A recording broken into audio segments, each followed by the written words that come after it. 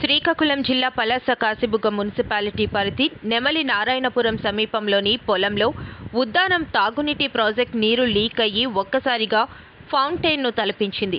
700 కోట్ల రూపాయలతో ఉద్దానం భారీ తాగునీటి ప్రాజెక్టు ముఖ్యమంత్రి జగన్మోహన్ రెడ్డి చేతుల మీదుగా ఇటీవలే ప్రారంభించారు.